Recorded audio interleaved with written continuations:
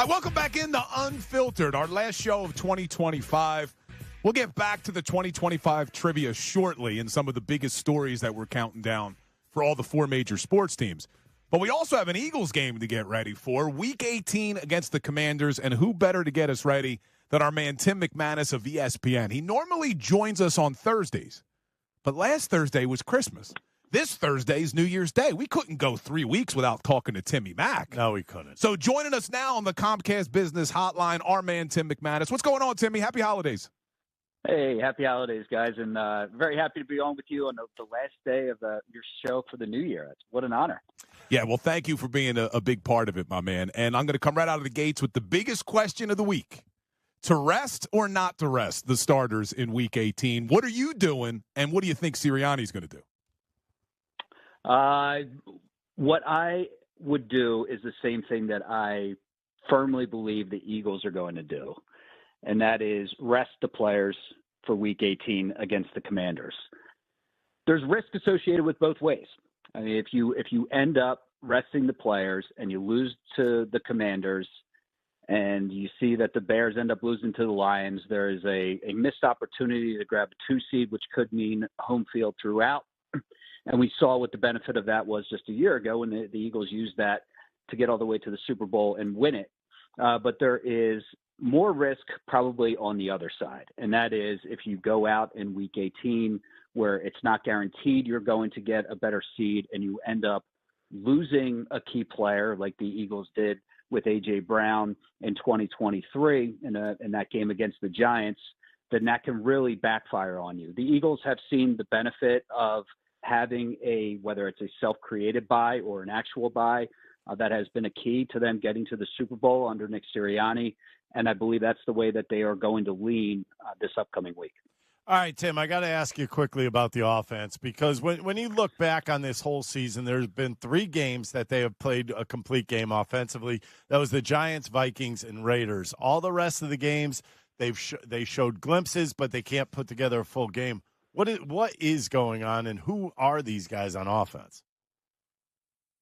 Well, they are an inconsistent group that can't be what they want to be. So what they want to be is an efficient, dynamic, dominant running team. We saw it last year, carried them all the way to the title. They're just not that this year, Ricky. They don't have the play up front. And I think that the Bills game helped emphasize that. Like the play that you're getting right now out of Cam Jurgens, as an example, is just not what you're accustomed to seeing from an offensive front that just usually goes out and has their way. But, I mean, focusing on Jurgens just for a second, like, when's the last time you guys remember the days of Kelsey and then Jurgens after him of, like, being out in front as a lead blocker downhill, like 20, 30 yards downfield and taking people out? Like, we're just not seeing that. And overall, we're not seeing the kind of consistency from the offensive line that's allowing Saquon Barkley to have, these big runs. And sometimes, it's just him getting stuck at the line of scrimmage or behind. And that is having a cumulative effect. And Kevin Patullo talked about that some today, where they want to be this running team. They wanted to run in the second half, first down, but all of a sudden, Barkley, it's a loss for 2. Now you're in 2nd and 12. Your menu shrinks, and your passing game isn't just something that you can lean on altogether right now. So I think it is, unfortunately for them, a combination of offensive line play has regressed. I don't think the play calling has been particularly good.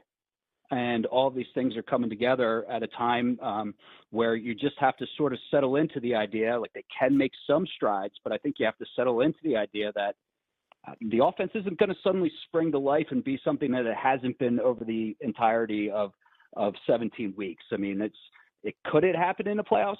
I guess, but we have to believe what our eyes are telling us at this point. We're talking to Tim McManus of ESPN on the Comcast Business Hotline. All right, Tim. So when you look around the NFC, though, who's the biggest threat in the NFC? We thought it was the Rams. They've now lost 2 in a row. I mean, when you look around the NFC, in your opinion, who should be the favorites to get to the Super Bowl? It's a great question. And for a while, it looked like the Rams was absolutely the answer. And then we see that they have shown their vulnerabilities over the last couple weeks, and they lose to the Falcons last night in a highly entertaining game and show that they're a dynamic offense, but obviously they have vulnerabilities as well. I want to say the Seahawks because they're probably going to be, there's a chance that they're at home throughout the NFC playoffs, but they have Sam Darnold at the controls, and we've seen him in a big spot, and it hasn't looked good. So he has to kind of prove that out. San Francisco's got deficiencies on defense, and the Eagles, we go over week after week what their strengths and their weaknesses are. It brings to this larger point. The NFC playoffs is a total toss-up, and the Eagles are well equipped in the fact that, number one, they have the experience. Number two, they have the talent. And, number three, they have arguably the best single unit in the entire NFC, and that's their defense, which has just been playing lights out and could, conceivably carry them through the playoffs against what are other, vulnerable teams in their own respect. All right, the way I look at this, it's like Vic Fangio is out there molding clay. Last year, they didn't start off great. He turned them into a number one defense. This year, you know what? They had some blips early on. Now, all of a sudden, they're looking like a number one defense again. How good is Vic Fangio as a defensive coordinator? He's incredible.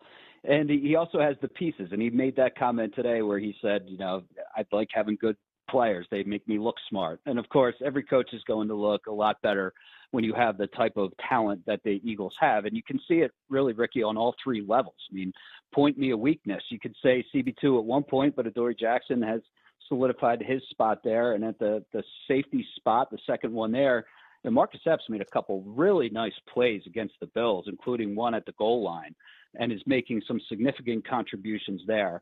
But they just work so well together as a unit, and that goes back to the coaching.